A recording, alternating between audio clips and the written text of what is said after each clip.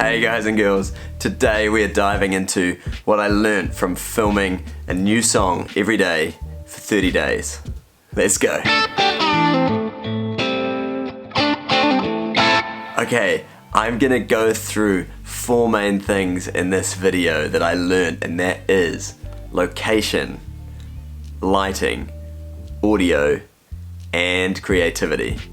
But first, I think we should just quickly look at the very first video I did in this 30-day challenge a few months ago now, and then the 30th video, the last day. So this is the very first one. You can see that the lighting is not great. I'm pretty dark and there's quite a lot of background noise. And this is the very last one.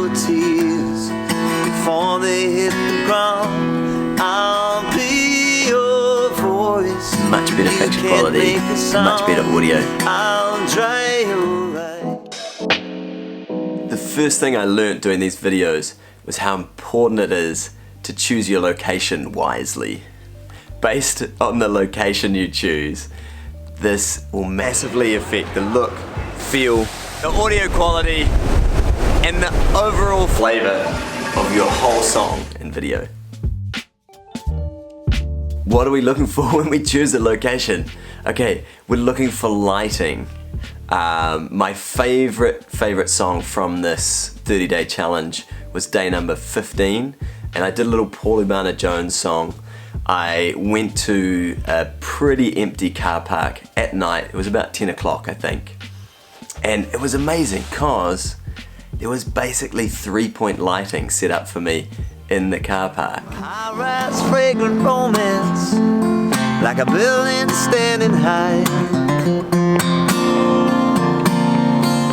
We embrace the Which means there was floodlights lighting up the car park, one to my right, one to my left in front of me, and then lighting up the rest of the car park. There was kind of like a little bit of backlighting, not as strong, but just soft, and it has a really nice look to it. So, when you're choosing location, see if you can have yourself be the focus, so not necessarily too busy.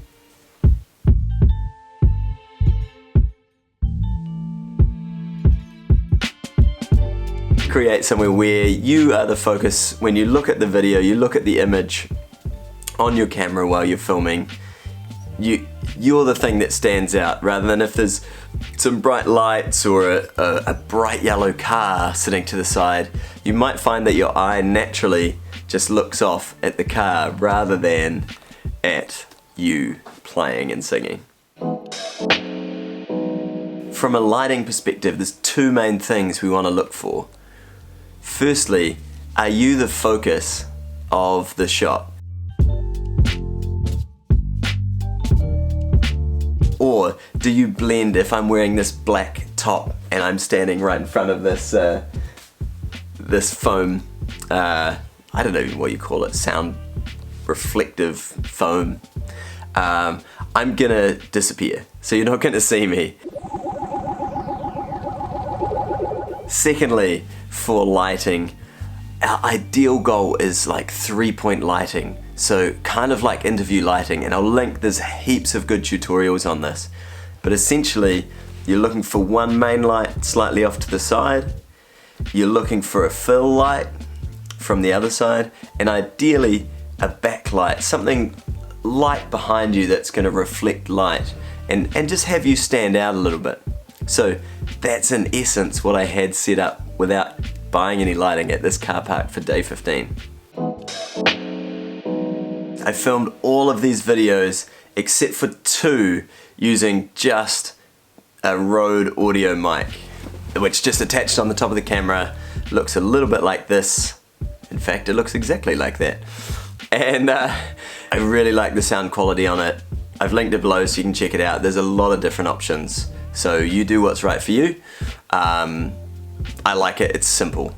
I filmed them just unplugged, facing the camera with a guitar. A common problem for people when they're playing guitar is they play the guitar like this, and the sound hole is facing straight at my camera, at my microphone, And often, if you're not confident, you're gonna sing either down here somewhere, looking at the guitar, or off to the side. And what happens is your guitar becomes a lot louder than your vocal sound. So, if I'm playing, let's say Tom Petty's Free Falling, and I have the sound hole pointing straight at the mic here, and I look down and sing kinda, not that confident, a little bit softly, this way, we'll compare them.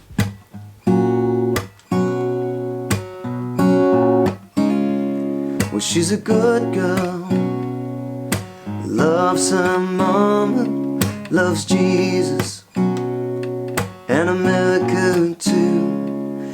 Now, what I can do is if I turn this guitar so the sound hole's now pointing out to the side of the room, it's not pointing directly at the microphone, and I'm gonna sing to the microphone, and I'm gonna sing just as softly, just the same, and you can compare them side by side.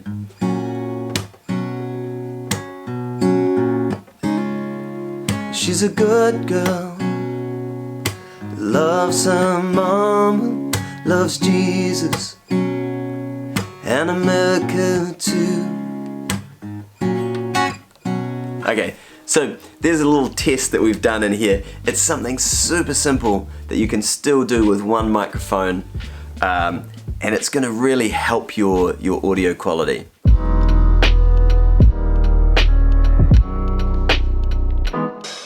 That's a little bit about the balance of getting the mix of your vocals versus your guitar. The other biggest thing is getting rid of ambient noise, the location that you're in. So for me, when I did this car park video, day 15, it was about a little bit after 10 o'clock at night. There weren't many people around, which means just the general noise level has dropped. If you can do a video, either early in the morning, before people are up, if you're able to, warm up and play and that sort of thing, or late at night, or like I'm filming this now, I'm at home, nobody else is here, so there's a lot less noise in the background going on while I'm filming this. Also, the location does make a big difference. There's a couple that I filmed by the beach, and there's just too much noise of waves and wind and environment noise to be able to really hear me clearly singing and performing using only this one little microphone on top of the camera.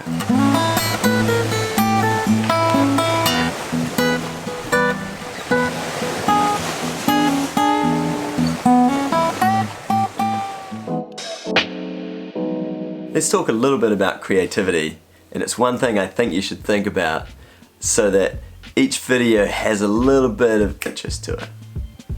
Yeah, that's right. You want to keep it engaging for people, which means not just filming exactly the same shot, sitting on your bed playing a song for people.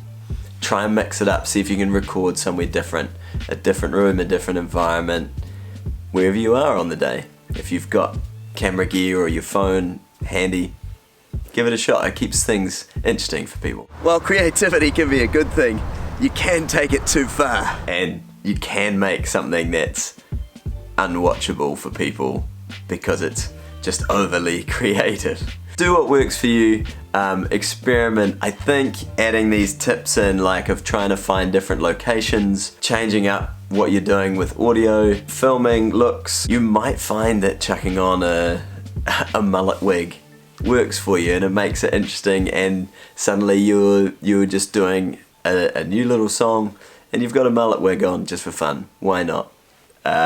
Who knows?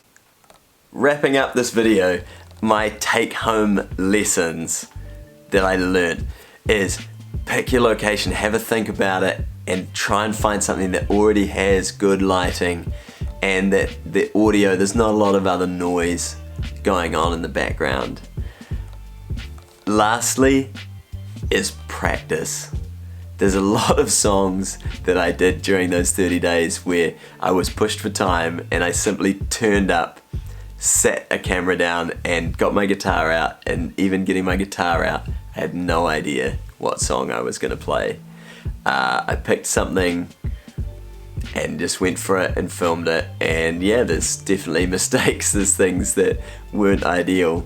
Now, having done 30 days in a row, I'm much more inclined to say, hey, I'm gonna do this song, I'm gonna film it next Wednesday, Thursday, maybe I wanna do it during the week, but I'm gonna work on that song and really practice it before doing a video of it, which is probably a really good thing that I should have done for the last one. But that's how I did it. I hope this video has been useful to you. I'd love it if you subscribed, and if you really got something out of this video, then I love hearing your comments. And if I can help you answer some questions, then I reply to everything at the moment. So feel free to drop me a line, and we'll see you in the next video. Cheers.